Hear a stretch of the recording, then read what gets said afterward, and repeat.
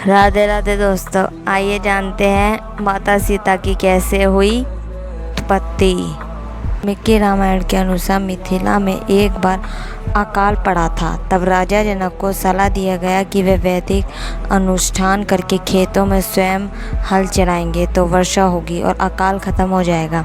वैशाख माह के शुक्ल पक्ष की 9वीं तिथि को राजा जनक खेत में हल चला रहे थे। उसी दौरान एक बक्से या कलश से उनका हल टकराया। उन्होंने उसे धरती से निकाला और खोला। उसमें एक कन्या शिशु थी जिनका नाम सीता रखा गया था। इस तरह से माता सीता की उत्पत्ति हुई थी। सीता का जन्म माता के गर्भ से नहीं हुआ था, वे धरती से प्राप्त हुई थी, इसलिए उनको धरती की पुत्री भी कहते हैं।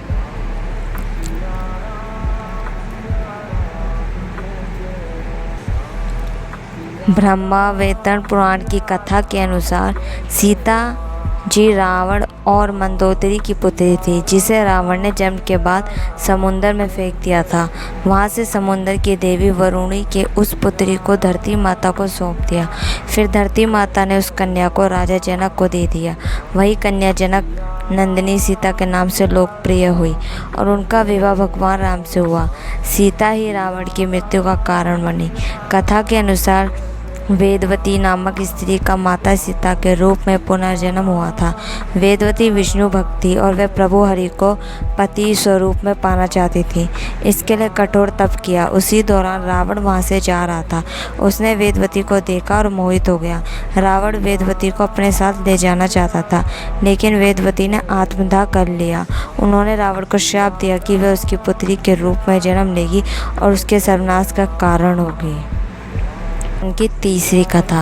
वाल्मीकि रामायण और ब्रह्मावैवर्त पुराण में सीता जन्म की कथा अलग अलग है।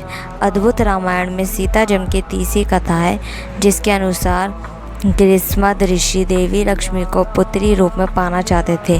वे इसके लिए तप कर रहे थे। एक दिन वे आश्रम में नहीं थे तो रावण पहुंचा और वहां मौजूद सभी ऋषियों को मारकर उनके खून को कलश भर लिया।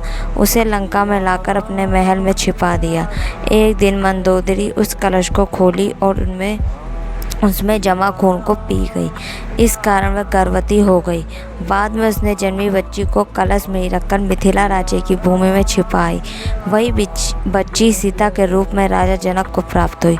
इन तीनों कथाओं में वाल्मीकि रामायण की कथा ज़्यादा प्रचलित और लोकप्रिय मानी जाती है।